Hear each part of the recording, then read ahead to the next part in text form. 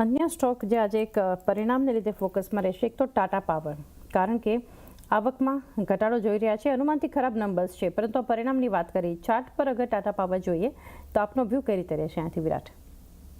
તો ટાટા પાવરને જોઈએ તો ફરીથી એક સારો બેઝ ક્રિએટ થતો જોવા મળ્યો છે 340 ની આસપાસના લેવલ પાસે. સોરી, જ્યાં પ્રીવિયસલી પણ આપણે જોયું હતું ફેબ્રુઆરી 2025 ની આસપાસ કે આ જ લેવલ પાસે એક સપોર્ટ બનતો જોવા મળ્યો હતો. પરંતુ અગર જો નેરો રેન્જ પર જોઈએ તો ક્યાંક ને ક્યાંક જે પ્રીવિયસ લેવલ્સ હતા 380 થી લઈને ઉપરની સાઈડ પર આપણે જોઈ રહ્યા હતા કે 405 ની આસપાસના લેવલ વચ્ચે કન્સોલિડેશન થતું જોવા મળતું હતું, જેનું બ્રેકડાઉન આપણને જોવા મળ્યું છે. બ્રેકડાઉન પછી અત્યારના આપણને પુલબેક આવતું જોવા મળ્યું છે. પણ જો અહીંયાથી આ લેવલ્સથી રિજેક્શન આવે છે તો ફરીથી કંઈક ને કંઈક તમે લોઅર લેવલ પર 345 340 સુધીના લેવલ્સ એક્સપેક્ટ કરી શકો છો.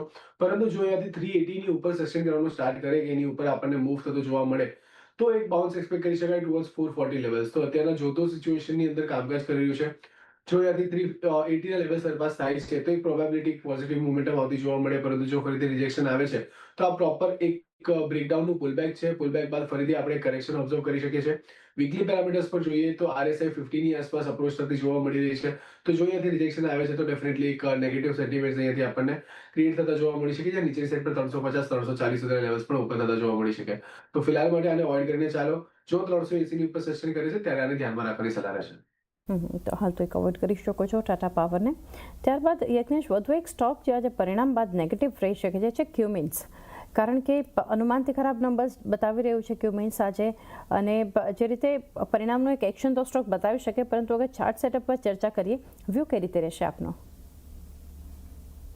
ક્યુમિન્સ ઇન્ડિયાની અંદર જે રીતનું ઉપરની સાઈડ પર એક સેલ ઓફ જોવા મળી રહ્યું છે, 50 ડેઝ મૂવિંગ એવરેજ ક્યાંક ને ક્યાંક 4300 રૂપિયા પાસે જોવા મળી રહી છે. અને લાસ્ટ ટ્રેડિંગ સેશનમાં આપણે ત્યાંથી જ એક રિજેક્શન જોયું છે. સો ઓવરઓલ કહેવાનો મતલબ એ છે કે પ્રાઇસ સ્ટ્રક્ચર નેગેટિવ છે. શોર્ટ સેલિંગની એક પેટર્ન ફોર્મેશન જોવા મળી રહી છે. મને લાગી રહ્યું છે કે હાઈ લેવલ્સ પર કોઈ પણ ઉછાળો આવે છે 4200 થી 4300 ની વચ્ચે. આ લેવલ સારા છે કે શોર્ટિંગ માટેના, અને ઇવેન્ચ્યુઅલી નીચેમાં લાગી રહ્યું છે કે આપણે 4000 સુધીના એક લક્ષ્યાંક આવતા જોવા મળી શકે છે. તો શોર્ટ સેલિંગ સલાહ બની રહે છે. હાઈ લેવલ્સ પર સેલ ઓન રાઇઝની રણનીતિ રાખવી છે 4400 ના સ્ટોપ લોસથી. તો 4400 એક સ્ટોપ લોસ અહીંયાથી એક સેલ ઓન રાઇઝનો વ્યૂ ક્યુમિન્સ પર બનતો બતાવી રહ્યું છે આપણને. અન્ય કાઉન્ટર HAL માટે વિરાટ, હિન્દુસ્તાન એરોનોટિક્સ, જે પ્રેશર ગઈકાલે આ સ્ટોકમાં આપણને જોવા મળ્યું, જે સેલ ઓફ હતું ખાસું એક ઘટાડા સાથે, F&Oમાં પણ જોઈએ તો ખાસું એક દબાણ હતું, શોર્ટ બિલ્ટઅપ પણ આપણને થતું દેખાયું. સમાચારના પગલે આપણને HALમાં એક ઘટાડો જોવા મળ્યો હતો, પરંતુ શું કરવું જોઈએ આ લેવલ્સ પર? તો મને HL નું કાઉન્ટર થોડું વીક લાગી રહ્યું છે, કારણ કે આપણે જોઈ રહ્યા છીએ લોઅર હાઈ લોઅર લો ફોર્મેશન ફોર્મ થતી જોવા મળી રહી છે. સાથે સાથે સૌથી ઇમ્પોર્ટન્ટ વસ્તુ એ છે કે જ્યારે કરેક્શન આવી રહ્યું છે ત્યારે સારું વોલ્યુમ આપણને જનરેટ થતું જોવા મળ્યું છે, જે દર્શાવી રહ્યું છે કે ક્યાંક ને ક્યાંક ત્યાંથી આપણને ડિસ્ટ્રીબ્યુશન સ્ટાર્ટ થતું જોવા મળી રહ્યું છે. નીચેની સાઈડ પર 4200 એક ઇમિડિયેટ સપોર્ટ છે. જો એની નીચે આપણને મૂવ થતો જોવા મળે કે એની નીચે આપણને ક્લોઝ આવતું જોવા મળે છે તો એની નેગેટિવિટી એક્સટેન્ડ થતી જોવા મળી શકે. જ્યાં 3800 3600 સુધીના લેવલ્સ પણ તમને બધા જોવા મળી શકે છે. ઉપરની સાઈડ પર 4400 એક ઇમ્પોર્ટન્ટ હર્ડલ છે, જ્યાં 20 દિવસ અને 50 દિવસ બંને એક્સપોનેન્શિયલ મૂવિંગ પ્લેસ થતી જોવા મળી રહી છે. તો ઓવરઓલ એક નેગેટિવ આઉટલુક 4200 નું મેજર સપોર્ટ, પરંતુ જો બ્રીચ થાય છે તો તમે નેગેટિવિટી એક્સટેન્ડ થતી જોવા મળી શકે.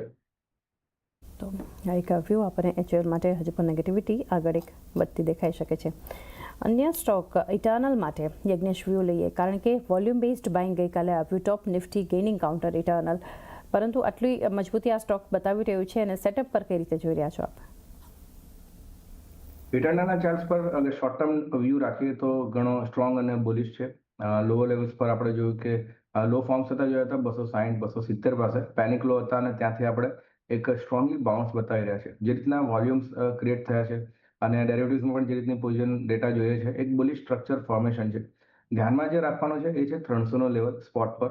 300 ના લેવલ્સ કન્ટિન્યુઅસલી હર્ડલનું કામ કરી રહ્યા છે. પ્રીવિયસલી જોઈએ છે તો ડિસેમ્બર મહિનામાં પણ આ લેવલ્સથી વેચવાલી જોઈ હતી.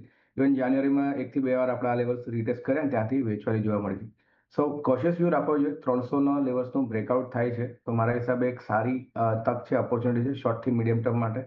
અને 300 બ્રેકઆઉટ થાય છે ક્લોઝિંગ બેસિસ પર તો મારા હિસાબે ઉપરમાં 330 સુધીના લક્ષ્યાંક જોવા મળી શકે છે.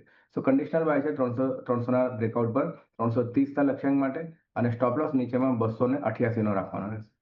288 નો એક સ્ટોપ લોસ અહીંથી ધ્યાનમાં રાખી શકો છો ઇટર્નલ માટે.